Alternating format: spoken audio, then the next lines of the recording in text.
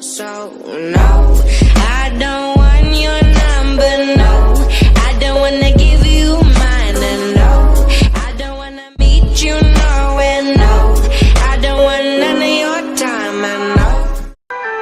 Corey Feldman has no idea what it's like not to be famous. He was just 3 years old in this McDonald's commercial. McDonald's gift certificates. I literally was famous before I knew my own name. His roles defined the 80s.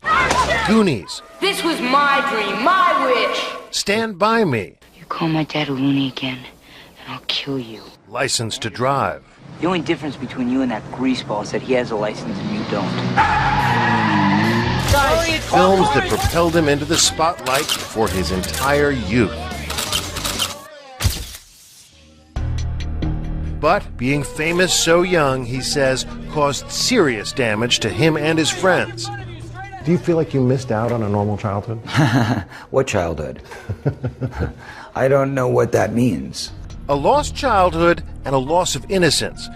He blames the adults, not just those looking to profit from charming children, but also some with far more sinister motives. I can tell you that the number one problem in Hollywood was and is and always will be pedophilia. That's the biggest problem for children in this industry. The casting couch even applies to children. Oh yeah. Not in the same way. It's all done under the radar. Nobody talks about pedophilia. It's the big secret. And it's widespread? Oh yeah. I was surrounded by them when I was 14 years old. Surrounded. Literally. Didn't even know it. It wasn't until I was old enough to realize what they were and what they wanted and what they were about and the types of people that were surrounding me till I went, oh my God, they were everywhere like vultures. Vultures who Feldman says abused him and his best friend, the late child actor Corey Haim, his co-star in The Lost Boys. Well, what happens if my mom is dating the head vampire? Feldman says the trauma of that pedophilia contributed to Haim's death. There's one person to blame in the death of Corey Haim, and that person happens to be a Hollywood mogul. And that person needs to be exposed, but unfortunately I can't be the one to do it. But the person that knows who did it and knows who he is watching right now, I guarantee you. Yeah. Intriguing. Yeah. There was a circle of older men that surrounded themselves around this group of kids. And they all had either their own power or connections to great power in the entertainment industry. Feldman won't name names.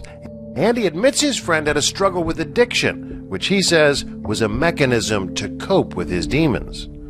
It was a symptom. It was a symptom, correct. Are we in it?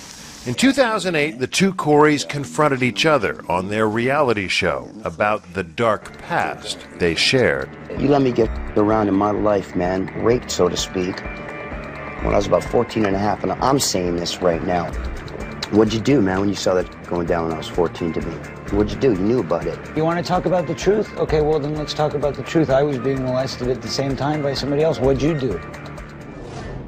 You know, there's a lot of good people in this industry, but there's also a lot of really, really sick, corrupt people in this industry. And there are people in this industry who have gotten away with it for so long that they feel they're above the law. And that's got to change. That's got to stop. We contacted Corey Haim's mother. In an email, she said, "I'm not willing to discuss or respond to anything Corey Feldman has to say. I wish he would talk about himself only and leave my son out of it." Is there a dark side to child stardom? Definitely. I think a lot of kids don't really want to do it. I think that the parents want to do it more than the kids. Chris Snyder says for most child stars, it's the parents that can cause more damage. And he would know, having managed with his late boss Iris Burton some of the most iconic child stars, including Feldman, River Phoenix, and Drew Barrymore. The biggest problem in the whole thing is when the parents start to live through the kids and quit their jobs and buy expensive houses, buy expensive cars, and the parents aren't understanding it's not going to go on forever, and it just wrecks everything. Feldman's parents managed his career until the money came between them. I got legally emancipated by going to the Producer's Pension Health and Welfare Plan myself at 14 years old and saying, what were my earnings and what's left?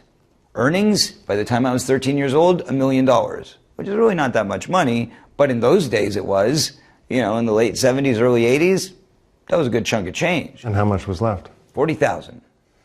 And guess what? When I went in for the emancipation trial, my father said, since I spent my time with you on your last film and took it away from my office where I should have been focused, instead, I'm going to ask you for that $40,000 back as repayment for the money that I lost in my business. You had to pay your dad?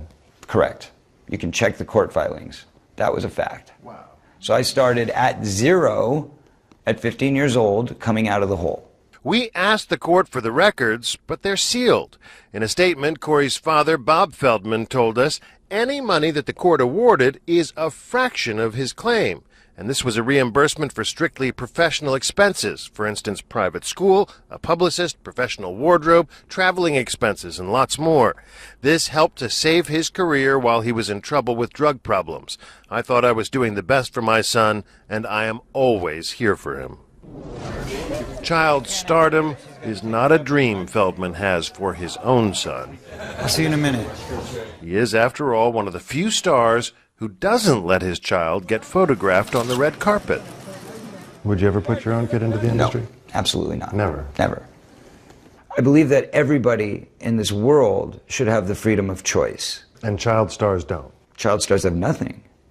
They have nothing. They have no choice. I was never taught how to have a family. I was never taught how to raise a child because I wasn't raised properly. I was never taught how to care for somebody because I was never shown genuine love. I was shown business. This is what you do. Here's how you read a contract. I knew how to read a contract by 10 years old, but I didn't know what it meant for somebody to come in and tell me they love me and kiss me goodnight.